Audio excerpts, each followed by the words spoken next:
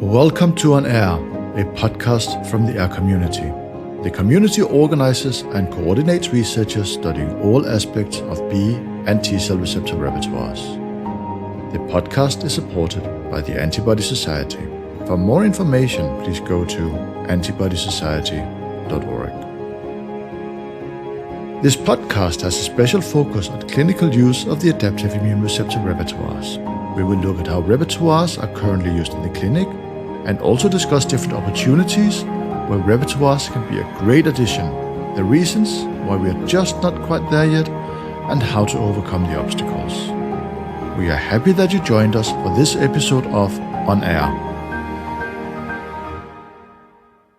Welcome to the 14th episode of On Air, the podcast of the AIR community with a special focus on clinical use of the adaptive immune receptor repertoires. Today we will discuss data protection with Alexander Bernier from the Center of Genomics and Policy at McGill University. Hello, Alex. Hi, thank you guys for having me. The podcast is hosted by me, Ulrik Stervbo. And me, Ching Ding. Hello, everyone, and welcome. So, Alex, our audience is primarily made up of mostly wet lab and dry lab scientists working in the adaptive immune receptor repertoire field, dealing mostly with human T cell and B cell receptor sequences, otherwise known as the AIR sequences. I assume, like many of them, similar to me, prior to chatting with you earlier in the year, I've never thought about the legal implications of public AIR data repositories, such as data protection, data privacy, or even IP. But before we get into that, can you provide some background about sort of your career path, how you even got interested in genomics policy, and sort of, a little bit about sort of where you see the biggest topics that might be important for the AIR community? So I guess first I'll start with how I got involved in the AIR community and in the data protection side of health policy at all. I don't actually have a background in the sciences. And so this is something that I actually just stumbled into after finishing law school. I originally studied law, and then I'd been looking for something to do when I finished law school that was maybe a little bit different than a traditional sort of litigation or corporate career. And I so happened to, find a job posting in a policy center, the Center of Genomics and Policy. And that led me to working a lot on data protection. When I started doing that, it was in the 2016 and 2018. And so that was when people had finished drafting GDPR, which is this big omnibus data privacy law in the EU, and it hadn't been implemented yet. And because of that, a lot of large EU to Canada, basically these data infrastructure projects, so these large scale transnational consortia, were starting to ingest data, were starting to operate, and then they had this new privacy law that they needed to comply with. And so I sort of stumbled into this in a role that was a little bit between the bioethics side of things, the engineering/technical side of things, and then the more compliance legal side of things, right as that whole field was starting to get a lot more prominent and impactful. In terms of the actual day-to-day of the work, most of what I do is looking at proposed technical designs for basically some kind of data infrastructure, so maybe a data discovery platform, or a platform where really scientists will generate basically patient level or research participant level data and make it available in a controlled way to downstream researchers. So really, the role consists in looking at those designs, looking at different bioethics requirements, different legal requirements, and seeing how it all fits together, and then working across the different teams, be they legal, technical, or on the more ethics public policy side, and really coming up with one plan for an infrastructure, even though it might span across different legal regimes, different jurisdictions. And I'd say some of the biggest challenges in the future in that particular respect are that a lot of the design of these infrastructures are starting to be built around the legal requirements. So that is, it's really the legal limitations in data sharing that are guiding the way that scientists are choosing to design, their own platforms for sharing data. So, for instance, you might see researchers opt to implement what we call a federated analysis platform, which basically means that they're sharing, analysis results at the query level. So basically they're letting other researchers query their infrastructure, but they're not releasing the underlying data that goes into a particular analysis.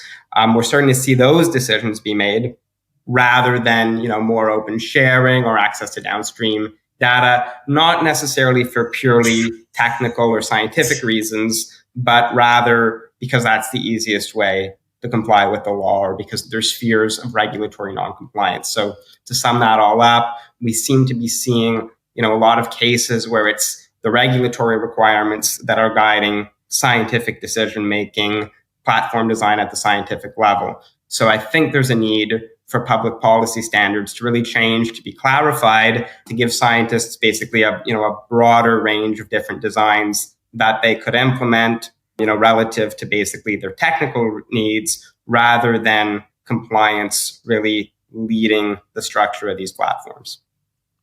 Is this that the legal requirements are guiding the platforms? Is this a recent development, or was it always like this?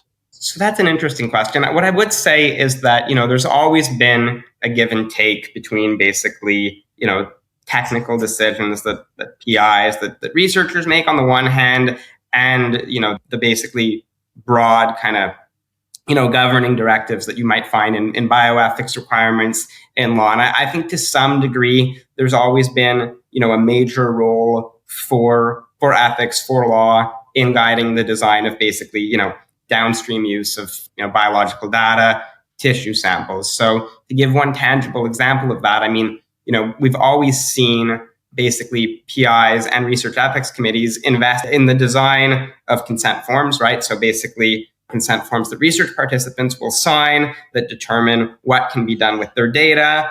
And then those, the rules that are established in those consent forms will really determine what can be done with the data in the future. And in that respect, I think it's fair to say that ethics, law have always basically guided the way that information can be used. Another big example is intellectual property rights. Often you'll see very intentional decisions made on the part of research universities or groups of researchers to either, exert certain control, of the downstream use of their information through IP rights. So for instance, put in place requirements to give attribution, or put in place requirements to collaborate with existing researchers, embargo periods, things like that. And, IP rights act as one of the many sticks that make people respect those. So of course there's a culture of scientific integrity, but bigger and broader than that,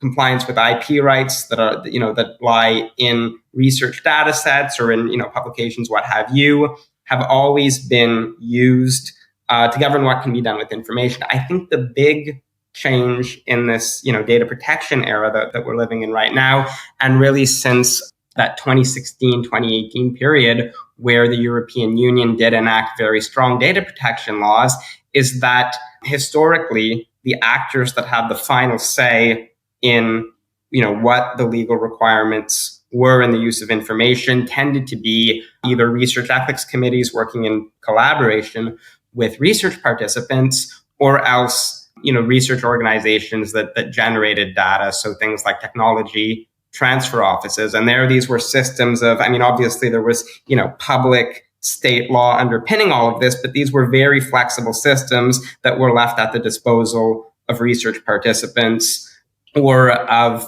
organizations involved in leading and conducting research.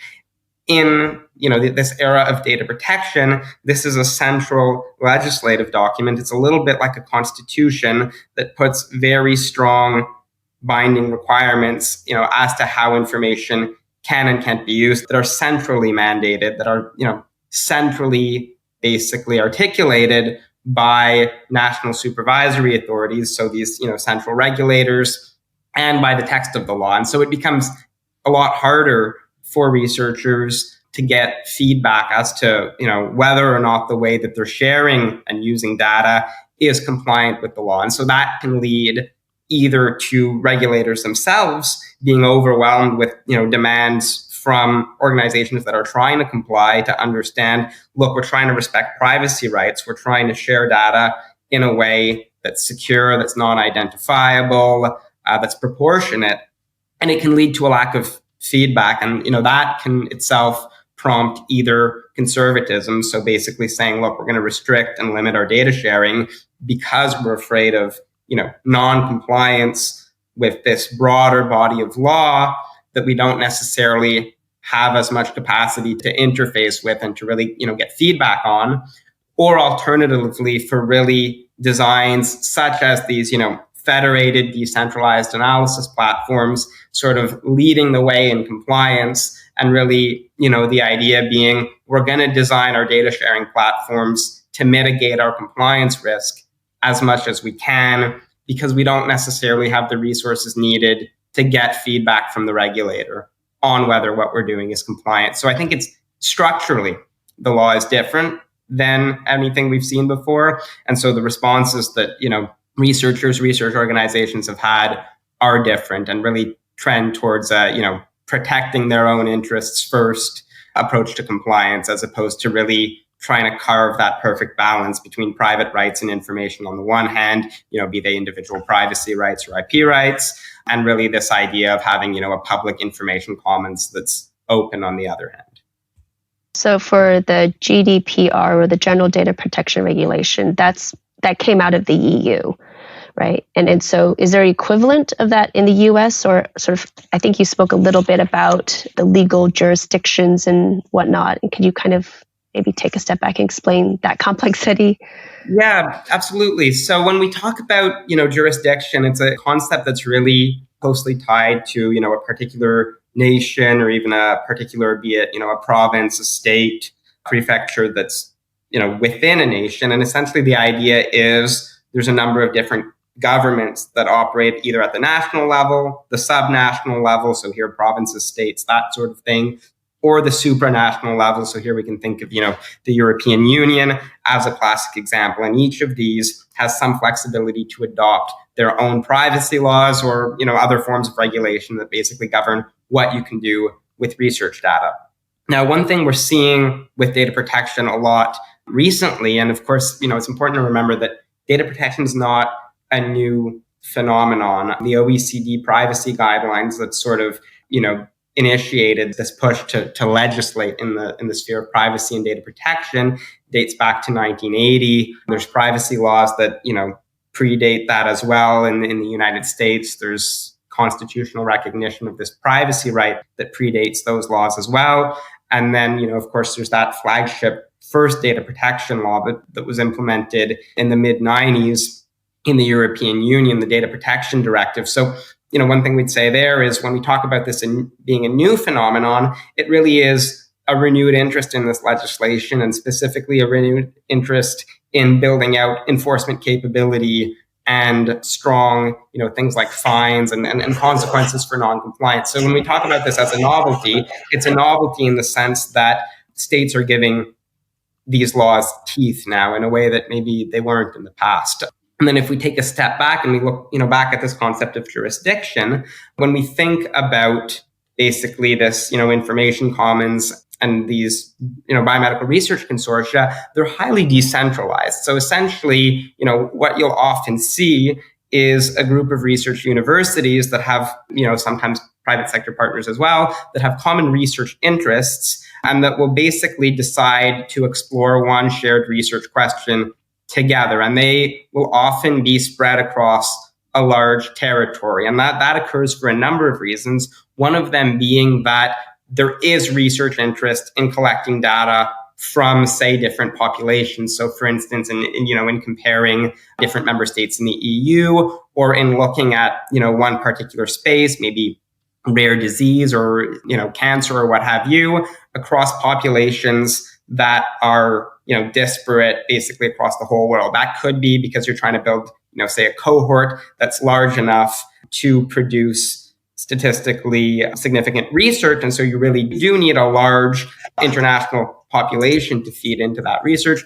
Or it could simply because you really, you're interested in comparing different geographies. So for instance, you might want to compare environmental or population health in, say, Canada and the European Union. And then you can really get insights into things like whether genetic or environmental factors might explain differences in population outcomes. So to make a long story short, these consortia have always been constructed on decentralized, on very international lines. Now, this concept of jurisdiction, really, because states are legislating at the local level, either at the level of the national state or at the level of the province, what have you, they tend to design laws that are similar but different from one another and that are applicable within one of these particular territories. And those differences, some of them creep into the laws unintentionally, as in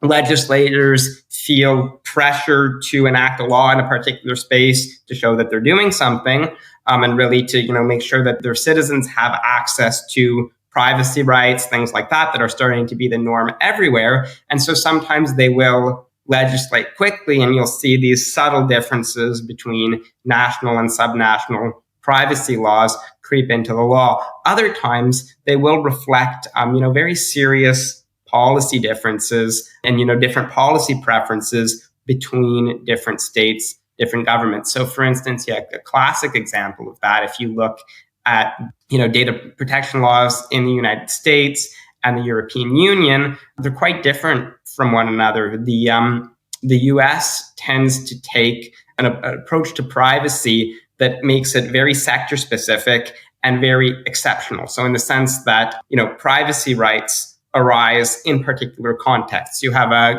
contextual arising privacy right in your health information. When you enter into a consumer relationship, you gain access to certain privacy guarantees because of that consumer relationship. Whereas in the European Union, it's a much more generalist framework that's looking to regulate all of the different uses of information that either state actors or commercial actors might be making, and that because of the power relationship and basically the entitlement, if you will, to this almost constitutional right to data protection that's part of the way EU conceptualizes it. And so what that leads to is essentially a mix of very different laws that arise across different jurisdictions, meaning that whereas we might want to scale health consortia across a large number of different jurisdictions, different places, and that the technical design that's intended across a number of different jurisdictions might be identical, the privacy regulations are quite different from one place to another. And so that means that it's necessary to look at this. It's often necessary to look at one central design for a data sharing consortium, for a data sharing platform in the health sector, and say, is it possible to implement this one shared vision across a large number of different territories? To understand correctly, if there is a study that collects data in different continents, the study needs to deal with different data protection laws? That's absolutely correct. To say it in about a few words, you'd basically need to look at your intended study and localize it, if you will, to each of the different privacy requirements. And those can set different rules for things like whether or not data is allowed to flow internationally, how much it needs to be de-identified. So basically, how much you might need to reduce the identifiable information in it in order to make it possible to share it across countries. Even what you'd need to put in your informed consent form. So the kinds of information you need to provide to an individual, things like that. So that kind of, I guess, leads me to my second question around this. So you use data protection, or at least when you were talking, and maybe it was my misinterpretation, but sort of data protection and privacy kind of interchangeably. And so then I'm wondering, is data protection basically dependent on whether that data has identifiable individual information? And so if it doesn't have identifiable information, then are there different types of data, like regulated versus unregulated? So what I'd say is to that second point, identifiability is basically it's a legal concept that's used as a litmus test to distinguish information that's subject to data privacy, data protection laws versus information that doesn't basically create a large enough privacy risk to individuals. to be regulated. And so that information's use will be unregulated. So basically in, designing platform to share information further. So you might imagine, one of these big controlled access databases that contains genetic information and clinical information about a particular population. You can think of things like UK Biobank or the International Cancer Genome Consortium, infrastructures like that. There's a trade-off to be made. On the one hand, researchers might say, we're going to anonymize this information, and then that way we can release it in full public access. Or else we won't anonymize the information. We'll keep it, richer and more scientifically useful. And if that's done, then it typically needs to be shared in what's called controlled access. So basically, because individuals have these remaining data protection rights in that information, and it doesn't just flow from data protection law. These requirements also flow from basically national biomedical research ethics requirements. So these ethics guidelines that bind researchers, then that data needs to be shared through controlled access. And that would mean that downstream users would need to apply for access to that data, would need to essentially use this big search engine to find data that's, of particular relevance to their research purposes. And it's not incredibly onerous, but it does mean that their research can be slowed by years at a time, or that they might simply, not have the ability to use as large a data set as they might like. And then on the side of the infrastructure, it would basically mean that they need to invest considerable resources in ensuring that they have, the funds and the personnel to maintain these controlled repositories, that they're deciding who can access the data. So that's the challenge that, identifiability creates. And then as to basically your earlier question about what is identifiability exactly, how does the law use this concept? Different laws, different countries will set different thresholds for identifiability based on what kind of privacy risk they view as acceptable. So traditionally, for instance, in the United States, this is under HIPAA, their big sort of privacy framework for the health sector. Generally speaking, data won't be considered identifiable anymore, won't be considered regulated if a set of 18 listed identifiers, things like name, and there's basically a list of what those identifiers are, if these 18 identifiers are removed from the data set. So it's a one-size-fits-all approach. It's not looking to really capture basically a context-specific assessment of the real risk associated to that data. So it's easier to comply with, but some might say that it's a little bit a lighter touch regulatory approach than some of the stricter approaches. Whereas in jurisdictions like Canada and the European Union, you see really identifiability is assessed in a contextual way. So you might look at what the real risk of a person being re-identified from the use of their data is relative to, the elements that are intrinsic to the data. So if there's, a genomic sequence, a name, gender, age, ethnicity, things like that. And then also relative to, some more subjective considerations. So basically things like how the data is being held. Is it made accessible in a very rigorously controlled database? Are there training procedures in place to make sure that people who use the information know not to maybe, download it onto their laptop, put it on a USB stick and hand it to their friend? And then also relative to, interestingly enough, the incentives to even try and re-identify somebody. So here we can think of things like, is the data valuable? Is it, do you need very deep expert and technical knowledge to re-identify a person? So those are basically the different policy approaches that are being taken. Now, one of the big challenges that come from that is that these more contextual approaches, I think, are in many ways correct. They really do make researchers perform a context-specific assessment of the privacy risks they're creating and force them to, reason through those and basically internalize those risks, find strategies to mitigate them. But because they're articulated in such contextual language, it can often mean that it's very difficult to know what side of the identifiable, non-identifiable threshold you fall. And it leaves a lot of jurisdictions discretion for regulators to come in and second guess the decisions of researchers, which is, of course, an important accountability mechanism, but it does make it harder for researchers to know if they're compliant or not. I was wondering, how does the degree of, or the amount of work that is needed to identify a person based on some information, some data in a repository? So I'm thinking AIR sequences, for instance, right? You will not just by looking at the sequences, you'll not be able to identify a person. You would have to go run around and sequence a lot of people to identify the exact person that the original sample came from.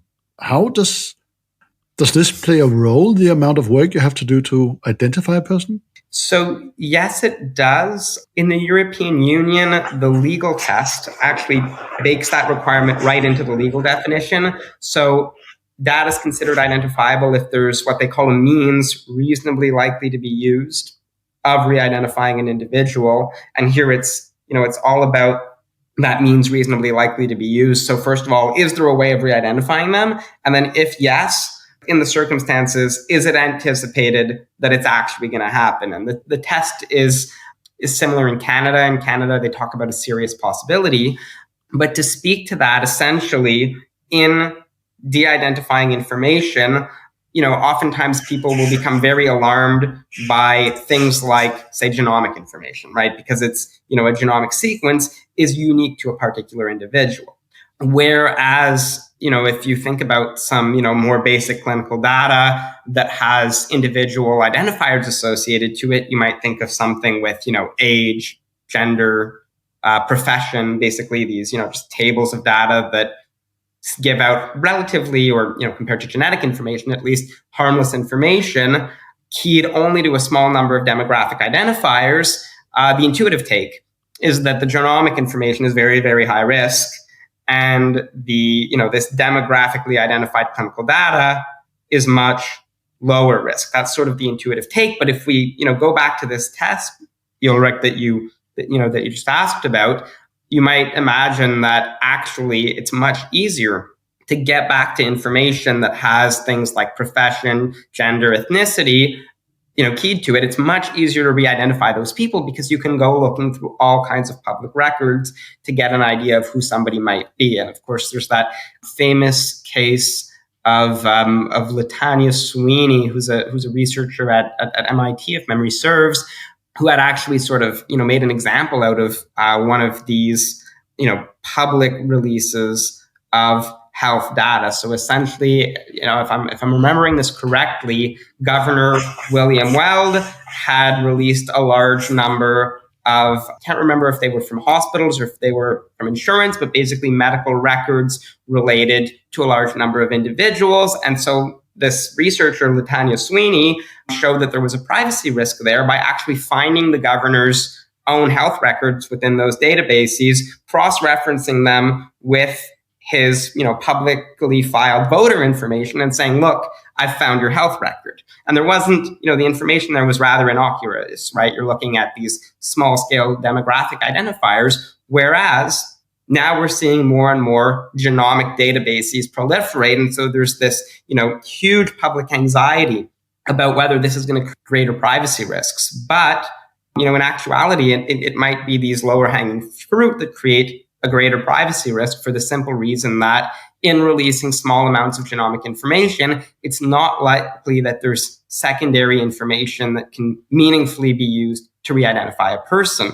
And especially where, it's really held under lock and key, and it would take an expert a lot of work to link together two identities, all the more reason to think that information might actually be lower risk, lower identifiability. Universities and regulators are actually starting to draft out methodologies for assessing whether your data should be considered identifiable or not. So in Canada, the Privacy Commissioner of the province of Ontario has been extremely prolific in drafting these up. And essentially, they make you look at things like the incentives people might have to re-identify, and even, basically putting together these statistical tests to see how many people a particular record in your database could relate back to, right? So basically putting together these statistical tests that say, okay, you have some, information on hand. If you limit yourself to those few identifying features that create major privacy risks, how many other people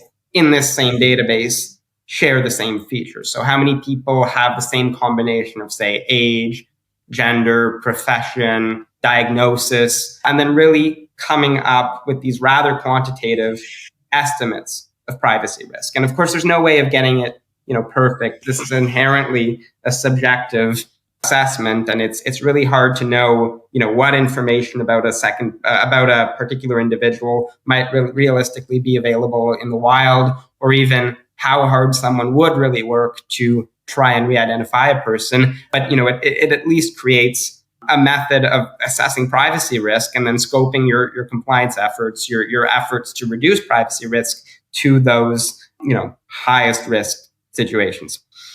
So I was trying to think of maybe a parallel example of AIR sequences. It's not genomic data, right? It is dynamic, right? Like if you take your own AIR sequence repertoire at any given point, it's influenced by the environment. It's highly mutational.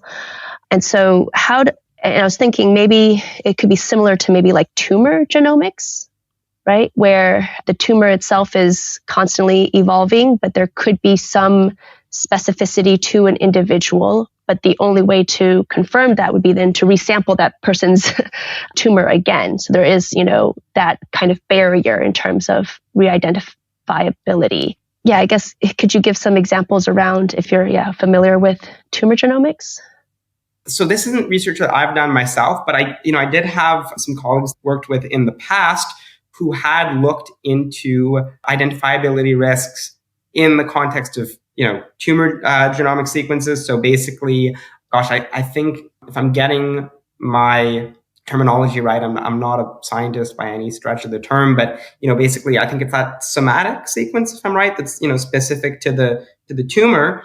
And so they looked at that. They'd also looked at some use cases in epigenetics, and it's basically, as you're saying it, it's if you are releasing in a sort of one-shot way genomic information that's unique to a tumor, or health information, so this AIRR-C data that you're describing might fit that as well, that can't easily be mapped back to that person because it's dynamic, it's not permanent. There's good reason to believe that you wouldn't fall within this regulatory framework at all, right? In the sense that if you release a part of a person's, say, tumor as a genomic sequence, you release it one time, this person isn't, expected to be resampled in the future, then there's good reason to believe it wouldn't be identifiable. And I think that the determining factor isn't, necessarily how much of the underlying information about that person you're releasing, but really the frequency at which you're releasing information about a same person, right? So you might imagine that if a person's, and here I'm just, sort of taking an educated guess, but the frequency with which a tumor genomic sequence, an AIRR receptor repertoire was released, if this was done frequently and systematically, every few weeks, you might imagine that because there's so much information about a person being released in sequence, that you'd be able to go back and look at that information again and again and say, look, we've got these, 10 different releases, and we know that they all relate back to the same person. And then that's where an issue might crop up. And then in a more, I guess, sort of almost real world use case, one of the areas that's really hard to reduce identifiability risk in is dynamic databases in, say, like an mHealth context, or if you basically have a clinical database where really it's basically live, it's updated live, and it's clinical data about a particular subset of patients or what have you, because you have so many different data points about a same individual that even if lots of the identifiers are scrubbed, one person could basically look for changes in that database, whether it be at the individual level or at the aggregate level, and basically pin multiple observations back to the same person in a way that you couldn't if you just took one sample from a person, be it tumor, be it AIR sequencing data, be it something else, and released it on a one-shot basis. And there, what you're seeing is that, in these contexts where you're really, releasing lots of data or about a same person or about a same group of individuals, you're seeing a lot of need to invest in, what would you call them, almost these like really rigorous quantitative tests for privacy protection. So you've probably heard of methodologies like differential privacy, which are basically these technical mathematical guarantees that an individual can't be pinned back, an individual's identity or an individual's data can't be pinned back to statistical data. So basically that even if you're releasing multiple observations of the group, as its composition changes, you can't infer some information about a particular person. And that's done, by really playing with the nature of the data that's released at the aggregate level. So that's done, basically by saying, look, how much data in this larger set of observations meaningfully relates back to one person or could meaningfully relate back to one person, and how can we change the output, hopefully not too much so that it still stays useful, to really eliminate those privacy risks. So I guess to speak to your question, there's two big takeaways there. The first one is that, you can avoid identifiability risks more or less when you're releasing data that's dynamic in nature, because you don't have that, ability to basically find two identifiers across two different use cases and confirm that they relate back to the same person. But then the second thing that you need to think about, it's not just whether the data's identifiable in the abstract, it's also whether you're making a lot of observations about one same individual or a same group of individuals. And if you are, then there might be a need to invest in very rigorous ways of ensuring privacy, both at the individual level, but also at the group level. And when you say ensuring ways of privacy, it's more of like operational mechanisms of compliance. So I think there's two really big approaches that are becoming commonplace. The first ones are organizational. So if you're building, a database that's made to be useful for researchers, then you're looking at things like having, basically coding the data at the outset and understanding, which samples, which data sets relate to one individual. So, you're not retaining their identity, but you're basically giving them a pseudonym. And then things like oversight mechanisms for downstream use, right? So basically having clear criteria for who can access the information, making sure that the people accessing the data are bona fide researchers or, bona fide clinicians or what have you, that really have a legitimate purpose to access that information. So you're reducing the privacy risk by putting in place governance. And the second one actually comes back to manipulating the data.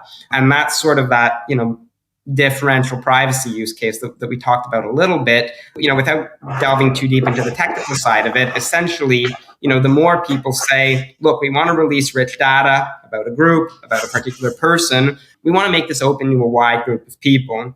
What they'll try and bake in are basically search tools that let you look at the scientifically interesting features of the data. So you might have this big population and you might want to look and say, are there, and this is, I'm borrowing from the genetics context again, but, are there rare alleles, rare genetic variants that are of interest to us within this wider group of participants? Or if we look at a clinical context, how many individuals within this particular database received treatment XYZ? And then these technical controls are there to basically make sure that one person couldn't send a large number of strategically formulated queries to this wider platform to try and infer out private data about one person. So you might imagine, just to give a lay example, if you had a large database of, say, income data, you might imagine that someone would systematically query the data about the average income in a particular state, a particular province over time in order to try and determine if specific, very wealthy individuals had moved in and out of that state. So you might imagine, if the income, the net worth of a particular, say, billionaire, that you could predict by how much the average income in that state, that province would change as they left. And then you could try and infer whether they were there or not. And in the same way, you can imagine that happening with, if part of a person's genomic sequence,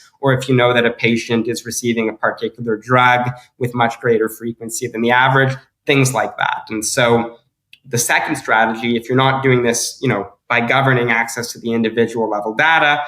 The second strategy is really to say, what kind of technical controls can we integrate to a search platform to make sure that even if a malicious actor were to try and really tease out the identity of a person by looking very closely at the group level data, how can we change those queries? How can we, edit them a little bit to conceal a person's identity?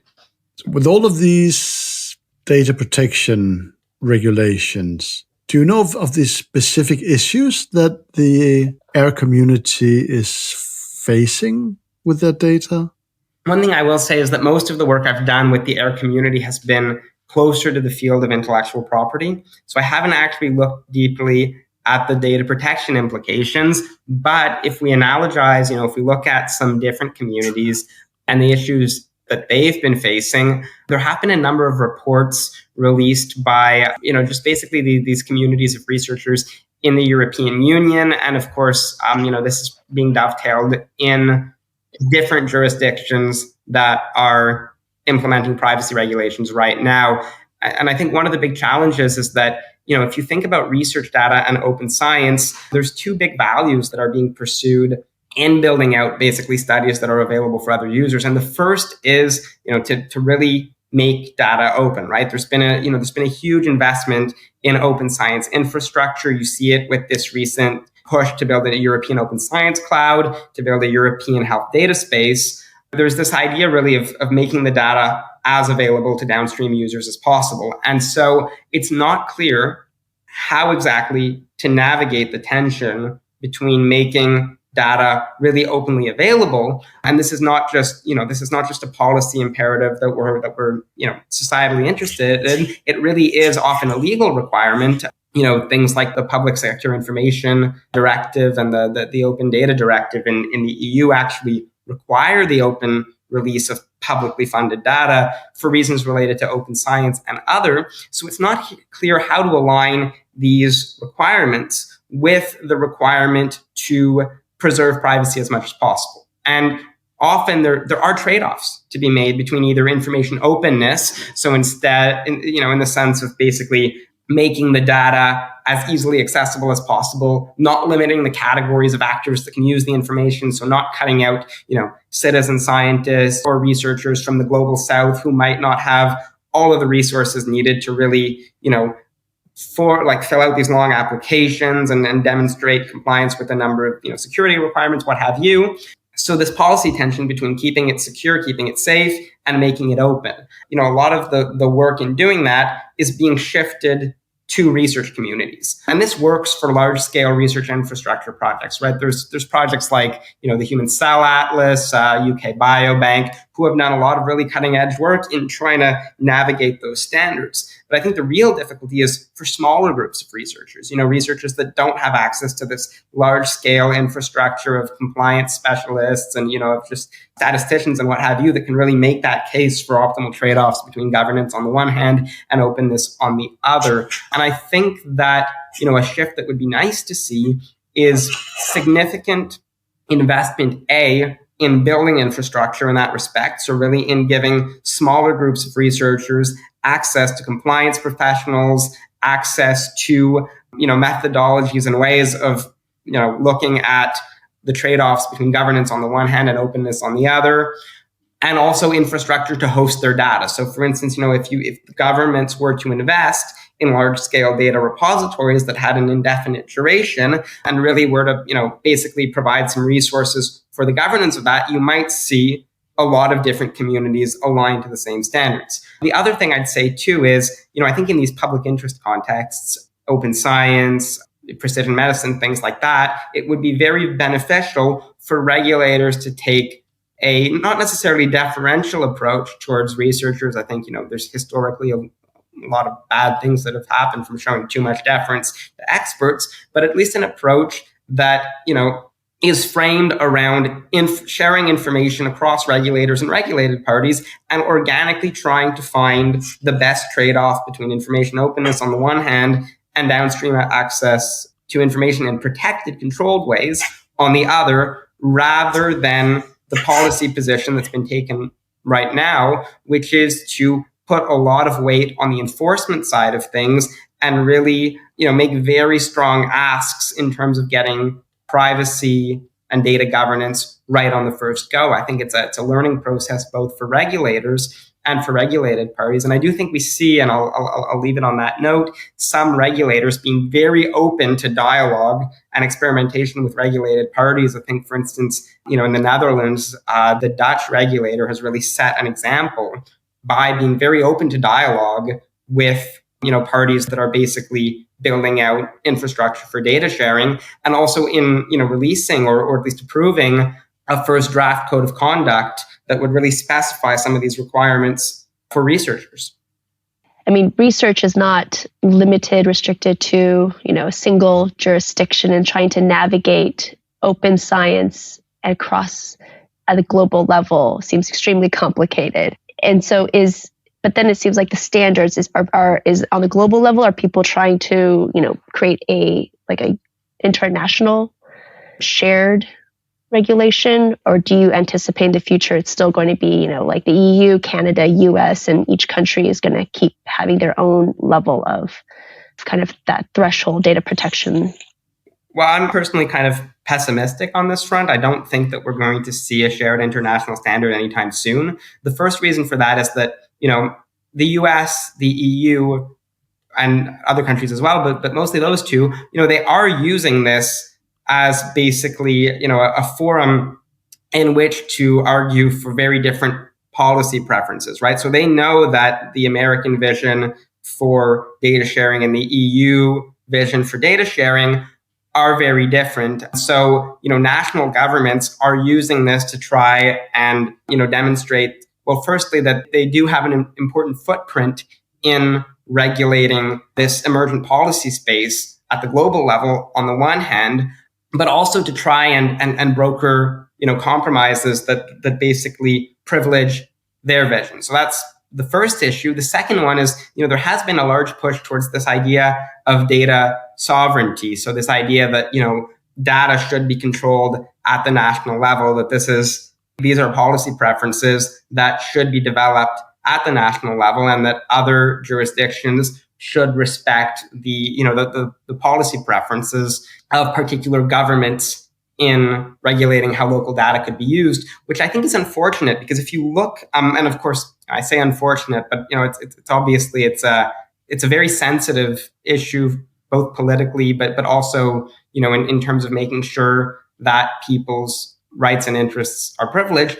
But it is unfortunate in a certain sense, in that data gains value from being reused, right? It's the some basically value that the data provides as an input to economic activity, to research, public health efforts, things like that, is contingent on individuals reusing that information, adding value to it, combining it with other data sets, and even relying on specialized service providers in other jurisdictions to analyze their data. So it's I don't think we can see the full plentiful use of information unless some form of international consensus as to how it can be used emerges. But at the same time, at the national level, regulators do have very strong incentives to set local rules for how that information can be used. And of course, there are certain communities, vulnerable communities. I mean, rare disease patients, indigenous populations are classical examples who have, very legitimate claims to control the downstream use of their information, and also to ensure that it is compliant with their own values and policy preferences. So I think it is a thorny issue. Two trends that I expect to see in the long term are, of course, international efforts to cooperate, between governments in setting compromises in terms of, the use of information, but also an increased role for private actors. And here I don't mean, commercial actors or the private sector. I really mean things like communities of researchers or members of industry, communities of researchers, members of specialized industries, in defining privacy standards applicable to their sphere of activities. And the reason for that is that, it's a highly specialized endeavor to understand the privacy risks associated to a particular category of activities. And you can't realistically solve that one through an omnibus law, even if every country were to buy into it. You do need, actors that really understand a particular kind of scientific data or data processing activity to weigh in on that. This brings us to the end of the 14th episode of On Air, the podcast of the AIR community, with special focus on clinical use of the adaptive immune receptor repertoires. The podcast is supported by the Antibody Society. Please go to the website antibodysociety.org to get more information about our sponsors. If you have any comments or questions, drop us a line at onair@aircommunity.org or tweet using the hashtag onair with 2 R's. The contact information is in the show notes. Thank you so much, Alex, for taking us through the complex world of data protection. And I'm still overwhelmed by all that information you provided, but thank you. Thanks again. So we'll return in 1 month's time with more thoughts on the clinical use of AIR sequencing. Thank you, everyone, for listening to On Air. Bye-bye now. Thank you for having me.